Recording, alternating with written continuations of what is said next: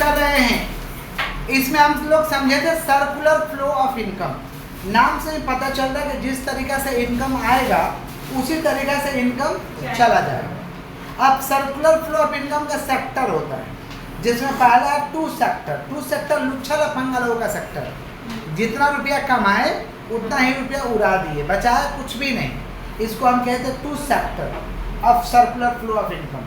अब देखिए, आप ही को मान लीजिए कमाने का जिम्मेवारी हो जाएगा, तो आप कहीं ना कहीं क्या करिएगा, फैक्टर सर्विसेज दीजिएगा।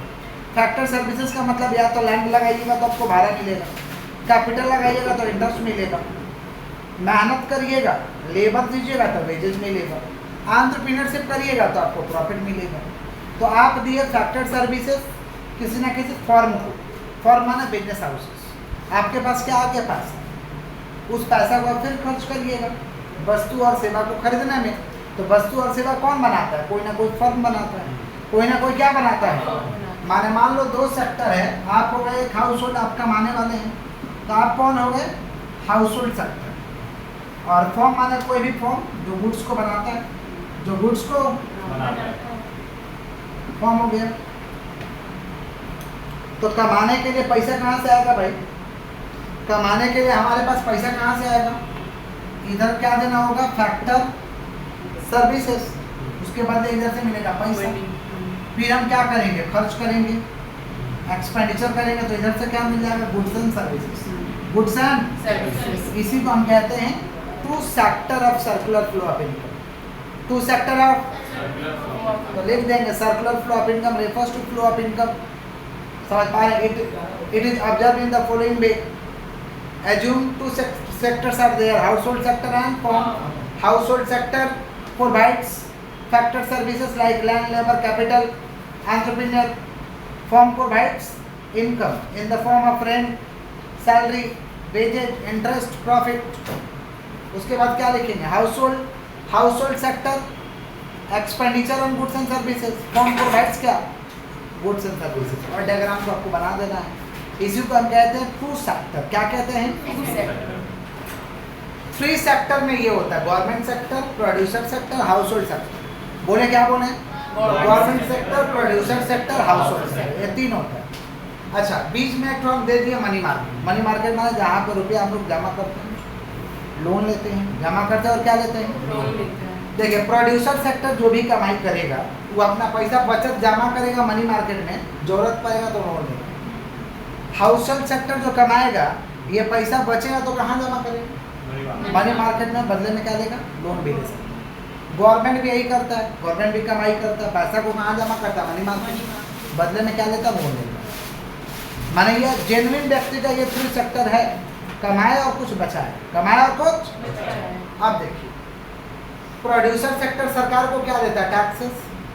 हाउस होल्ड सेक्टर भी सरकार को देता है टैक्सेस। सरकार को देंगे हम कुछ तो सरकार भी तो हमको कुछ देगा। बिजनेस को सरकार देता है सब्सिडी, छूट देता है। क्या देता है भाई, छूट, सब्सिडी।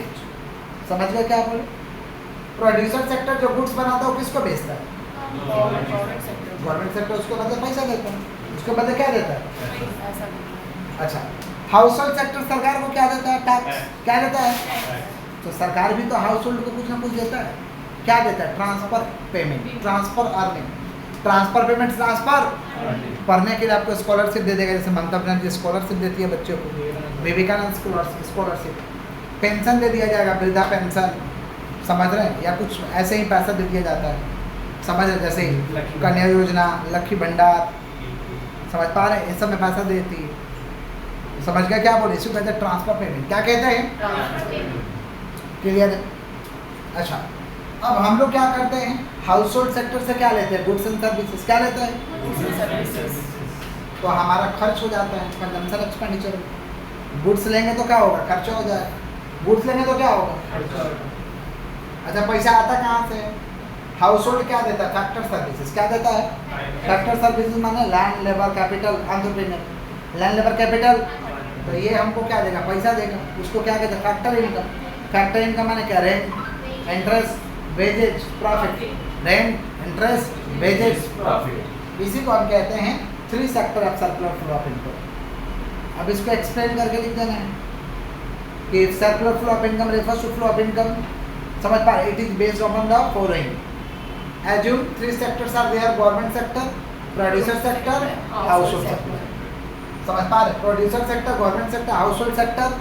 समझ पा रहे क्या बोल रहे हैं, saving deposited in money market and loan borrowing from money market, loan borrowing from, एक साथ अटैच करके लिखिए.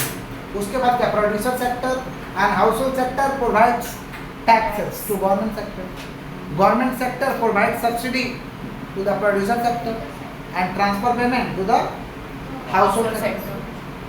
ये डायग्राम भी बना के दिखाना, डायग्राम बना के दिखाना और इसको एक्सप्लेन करके दिखाना. समझ रहे हैं क्या बोल रहे हैं.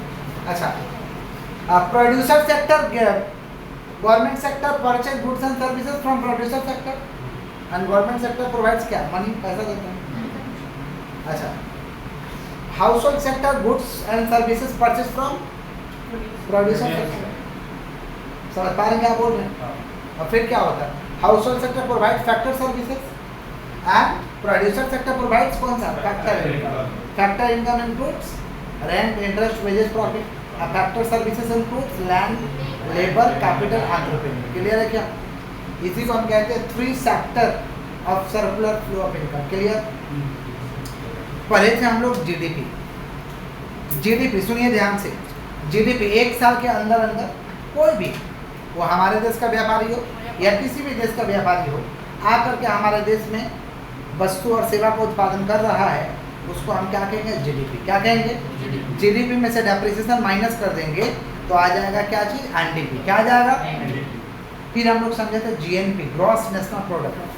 ग्रॉस नेशनल प्रोडक्ट किसको कहेंगे, वो हमारे देश का व्यापारी हो, हमारे देश का व्यापारी, बस हमारे देश का व्यापारी, चाहे वो इंडिया में प्रोडक्शन करे या पृथ्वी में कहीं पे भी जाके वो प्रोडक्शन करे, उसको कहते हैं जीएनपी, ग्रॉस नेशनल प्रोडक्ट. क्या कहते हैं, अपना देश का व्यापारी, अपना देश का व्यापारी चाहे इंडिया में करे प्रोडक्शन या बाहर कहीं भी जाके करे, वो क्या कहलाएगा, जीएनपी. क्या कहलाएगा, जीएनपी में से डेप्रिसिएशन माइनस करेंगे तो आ जाएगा एनएनपी. क्या आ जाएगा. 2 तरीका का और जीडीपी है, एक है नॉमिनल जीडीपी और एक है रियल जीडीपी. एक है नॉमिनल जीडीपी और क्या है, सुनिए, एग्रीगेट फाइनेंशियल बिजनेस वैल्यू, माने जो भी हमारे देश में मैन्युफैक्चर हुआ है, जो भी हमारे देश में एक साल के अंदर अंदर मैन्युफैक्चर हुआ है, सबको जोड़ देंगे तो कहलाएगा नॉमिनल जीडीपी. क्या कहलाएगा, नॉमिनल जीडीपी. समझ पा रहे हैं क्या बोल रहे हैं. और रियल जीडीपी होता है कि जो भी प्राइस लेवल में चेंजेज आया है, उस चेंजेस का वैल्यू को ज्ञात करेंगे, उसको कहते हैं रियल जीडीपी. क्या कहते हैं, हर साल तो प्राइस चेंज होता है ना, तो जो प्राइस चेंज हुआ है उसके हिसाब से जीडीपी का क्या वैल्यू आ रहा है, उसको क्या कहेंगे, रियल जीडीपी. एक होता है जीडीपी डिफ्लेटर. एक क्या होता है भाई, जीडीपी डिफ्लेटर. प्राइस लेवल क्या चल रहा है, सारे के सारे नए जो प्रोडक्ट बन रहे हैं, नया प्रोडक्ट जो बन रहा है हमारे देश में, उसका प्राइस लेवल क्या चल रहा है, उसको कौन माप करेगा, जीडीपी डिफ्लेटर. प्राइस लेवल क्या चल रहा है वो कौन माप करेगा भाई, जीडीपी डिफ्लेटर. जीडीपी. इसी के साथ नेशनल इनकम चैप्टर खत्म होता है. बुक को लिए मार्क करते हैं, फिर नेक्स्ट चैप्टर को स्टार्ट करते हैं.